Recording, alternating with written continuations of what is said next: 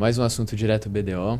Hoje nós vamos falar de recursos naturais com o sócio Thiago Marques. Thiago, bom dia. Bom Obrigado dia. por aceitar pelo o convite. Feliz Então, de estar aqui.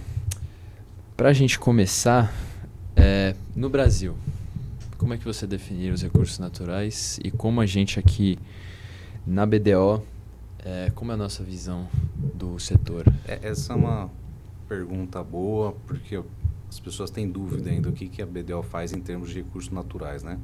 Então, a gente tem uma divisão ali de 3 unidades, tá? Setor de energia, principalmente energia renovável, mineração e óleo e gás, tá? E aí, dentro da energia, a gente atende vários agentes ali, comercializadora, distribuidora de energia, transmissora e também muito forte aí com geração de energia, tá? Uhum. Então, tem essa divisão que é importante o pessoal entender o segmento ali, porque ele é bem amplo, tá? Uhum.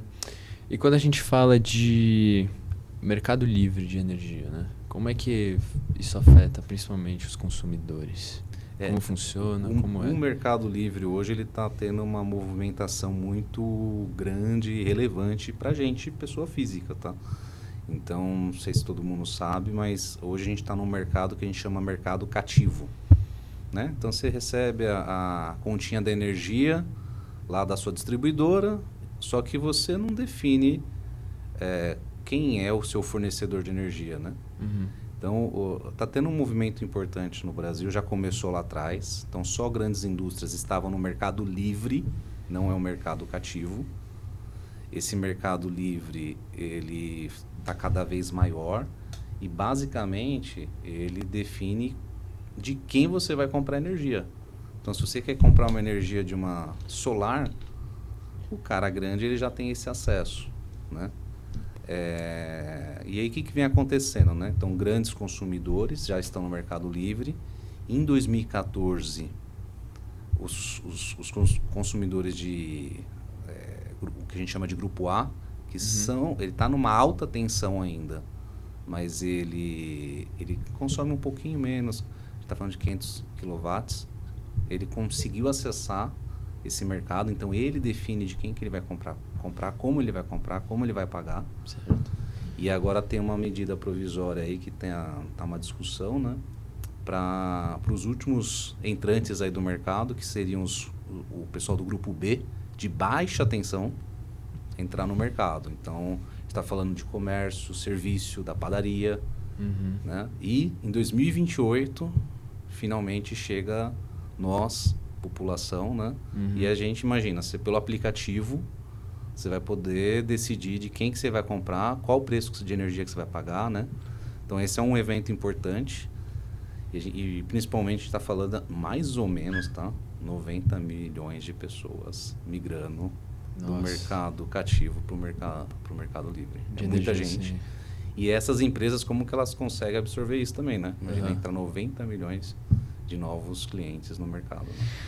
E quando a gente fala, né, de varejo, comercialização, de todo esse processo, né?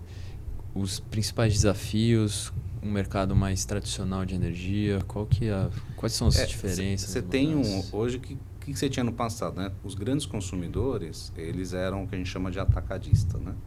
Então, você tem uma estrutura grande na empresa para entender os riscos de assinar um contrato de energia, né? Os agentes, o governo, né, principalmente, ele ficou preocupado com isso quando reduz o perfil de cliente ali, um consumidor mais simples, né? Então, eles criaram ali a famosa comercializadora varejista. Então, a varejista, literalmente, ela é responsável, tecnicamente, como agente para a ANEEL, né? Então, debaixo dela tem diversos consumidores que não têm ideia tanto de risco, né?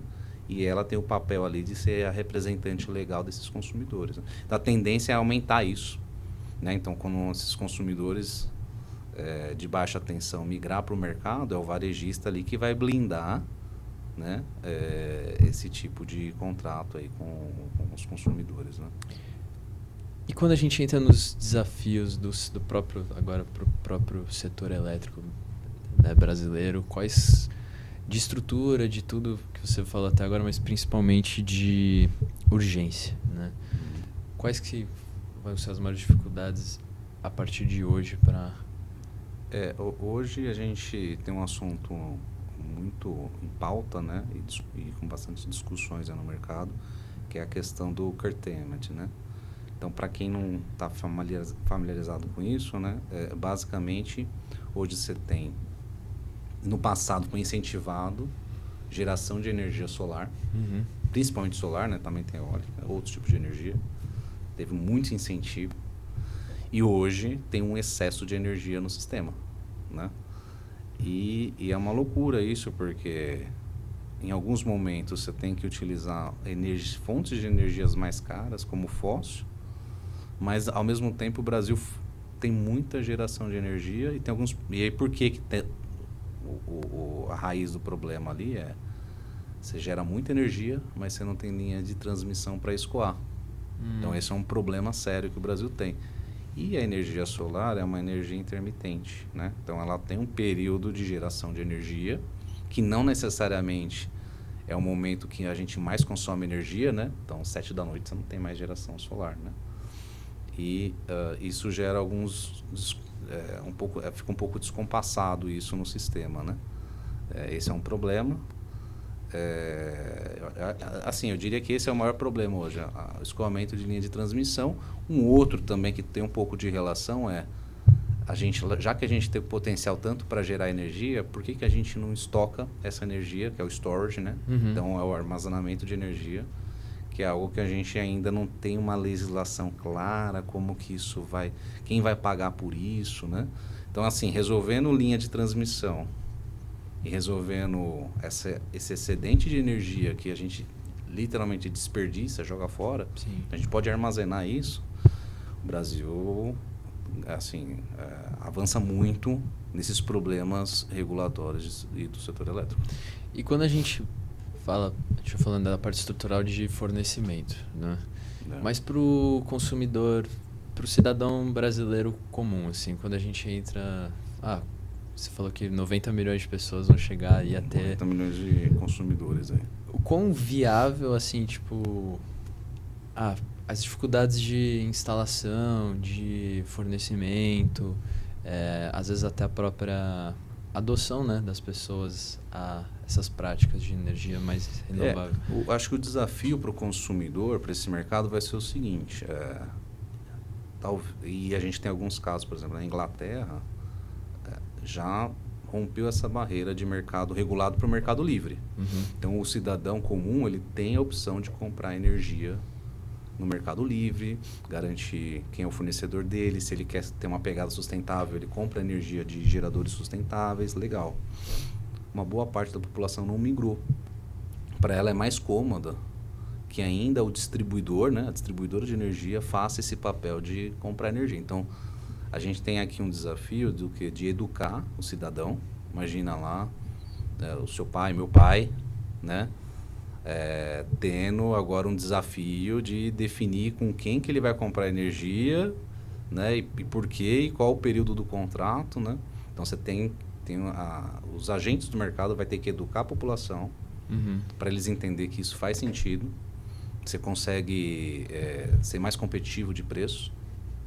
E também, assim, se você tem uma pegada realmente sustentável, né, que a gente fala, cara, eu quero comprar energia de um gerador que eu sei que ele não emita tanto CO2 na camada, né? Então, assim, na atmosfera. Então, eu acho que o educar o consumidor vai ser um desafio, fora a parte de infraestrutura também, né, de migrar a distribuidora, perder tantos consumidores, né? Como que ela se organiza nesse sentido, né?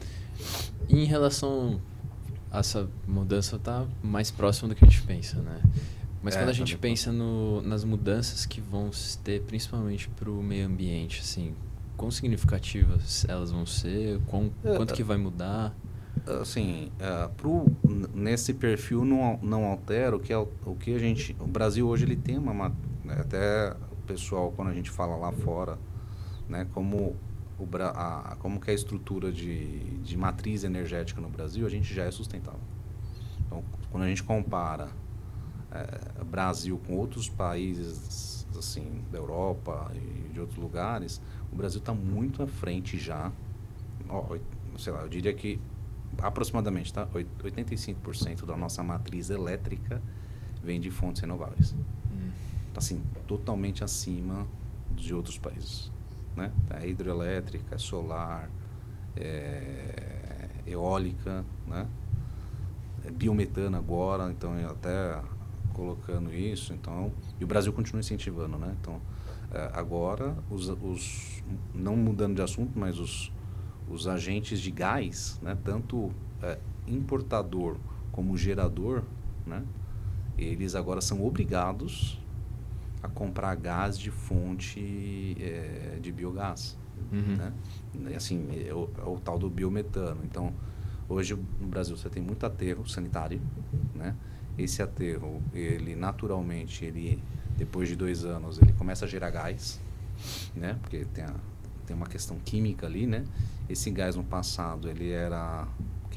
só queimava esse gás, você não monetizava ele. Hoje você captura esse gás, que tem valor, e você quebra o biogás, né? O biogás tem diversos elementos químicos. Você quebra o biogás, captura o gás metano ali, e hoje você consegue colocar ele num carro, numa indústria, né? E agora, com a lei, né? Tem uma lei nova de 2023, não vou lembrar o número dela, mas você é obrigado a colocar no sistema pelo menos um percentual do seu gás tem que ser de origem de aterro sanitário. Isso, basicamente, você está substituindo fonte fóssil por um gás metano ali, né?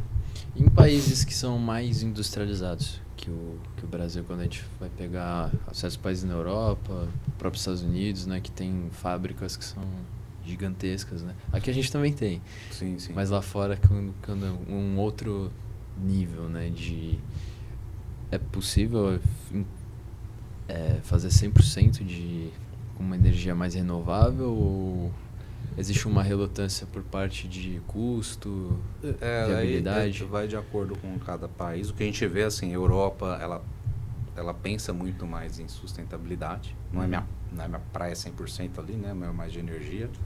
Mas você vê a Europa, ela tem uma legislação mais forte, é preocupada com a transição energética, que a gente tanto fala, né?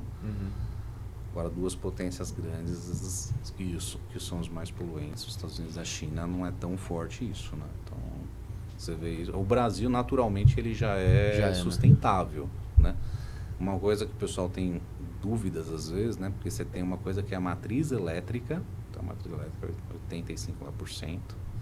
Você tem a matriz energética. O que entra? Entra outros tipos de combustíveis também, né? Aí já está falando de carro, né? Combustível de gasolina, né? Aí o Brasil, aí não é 80%, é uns 50% ali, mais ou menos, que é forte, isso também é interessante. Mas aí já tem um espaço maior para ser mais sustentável, né? Então, e eu não sei se altera, né? Porque a maioria de nós aqui usa carro ainda com gasolina, né? A combustão, sim. A combustão, né? E aí tem uma questão de ordem econômica também, né? Porque a gente tem uma geração de emprego grande, né? Toda essa cadeia de carro a combustão gera muito emprego, né? Sim. E aí tem um ponto de vista econômico de substituir isso só para carro elétrico, fora os problemas de estrutura de ter um carro elétrico num país tão grande e continental, né? Mas também pode gerar algum desequilíbrio ali de oferta de emprego, né? É uma área que tem muitos desafios, né? Sim. Mas é bom saber que é 100% viável, né? De saber que tem tido uma evolução constante e cada vez mais vai ser o padrão, né? O guia nosso de transição mesmo, né? Energética. Exatamente. Olha, Thiago, obrigado pelo seu tempo, viu? Obrigado por aceitar o convite. A gente, então, espera para uma próxima oportunidade para você participar de novo aqui com a gente. Agradeço o convite. Se tiver novos temas, a gente pode conversar aqui novamente. Maravilha. Obrigado. Esse foi mais um assunto direto BDO.